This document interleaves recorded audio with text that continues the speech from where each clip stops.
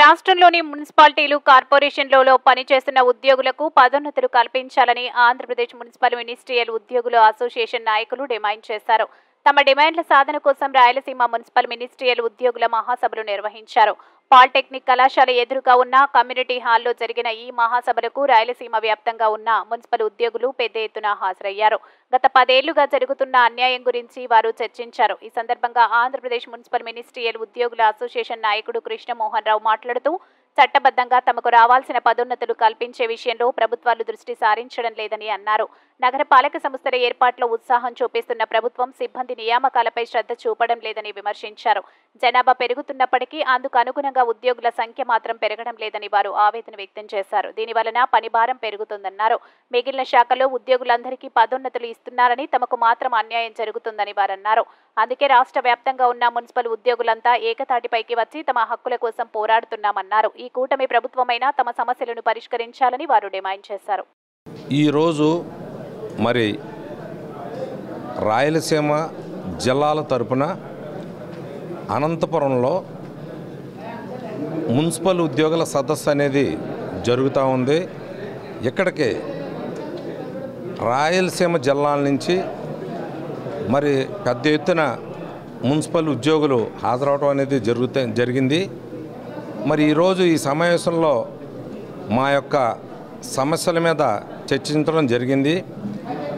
మరి ఏదైతే ఇవాళ నూతన ప్రభుత్వం ఏర్పడి ఉంది, మా యొక్క ముఖ్యమైన సమస్యలు ఏమంటే, పురపాలక సంఘాలు ఏర్పడిన తర్వాత చాలా కాలానికి కానీ పదోన్నతులు అనేది రావట్లేదు. దశాబ్దాల తరబడి మరి ఇవాళ మేనేజర్లు కానీ, ఆర్ఓలు కానీ, సీనియర్ అసిస్టెంట్లు, జూనియర్ అసిస్టెంట్లు, అలాగే మరి చాలామంది అడ్మినిస్ట్రేటివ్ సెక్రటరీలు అందరూ కూడా పదోన్నతులు మరి ఎవరైనా ఒక 5 ఏళ్లకో 6 ఏళ్లకో పదోన్నతులు అనేది ఆశించడం జరుగుతూ ఉంటుంది. కానీ ఇతర శాఖల్లో వస్తున్నట్టు మాకు రావట్లేదు. అలాగే రెండో విధంగా మరి కొత్తగా ఏర్పాటు చేసిన పురపాలక సంఘాల్లో స్టాఫింగ్ ప్యాటర్న్ అనేది నియమించట్లేదు. అంటే ఒక పంచాయతీని పురపాలక సంఘంగా ప్రభుత్వం ఏర్పాటు చేస్తుంది, అంతవరకు బాగానే ఉంది. కానీ ఆ పురపాలక సంఘం ఏర్పాటు అయిన తర్వాత అక్కడికున్న మేనేజర్లు, ఆర్ఓలు, సీనియర్ అసిస్టెంట్లు, జూనియర్ అసిస్టెంట్లు పోస్ట్ శాంక్షన్ అది ఇవ్వట్లేదు.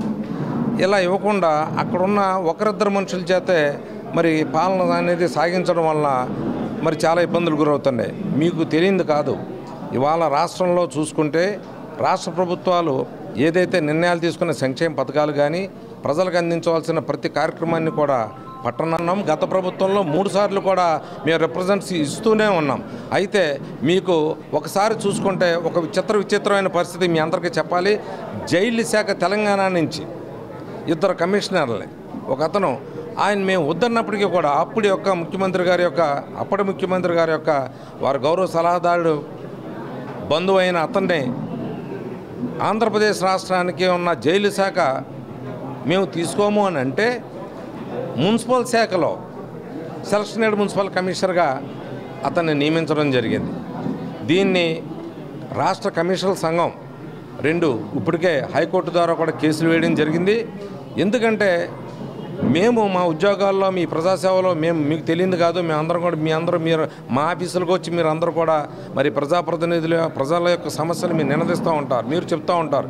మేము సరి చేసుకుని పనిచేయాల్సిన అవసరం ఉంటుంది. సందిట్లో సడేమి అన్నట్టుగా వారు పైరువీల ద్వారా వచ్చి ఇక్కడ జాయిన్ అవ్వడం జరిగింది. దాని మీద పూర్తిగా మేము ఆల్రెడీ నూతన ప్రభుత్వానికి ఇచ్చాం. అప్పటి నుంచి కూడా కోర్టులో వేయడం అనేది మరి జరిగింది. దాని న్యాయం చేయాలని ప్రభుత్వాన్ని డిమాండ్ చేస్తాం.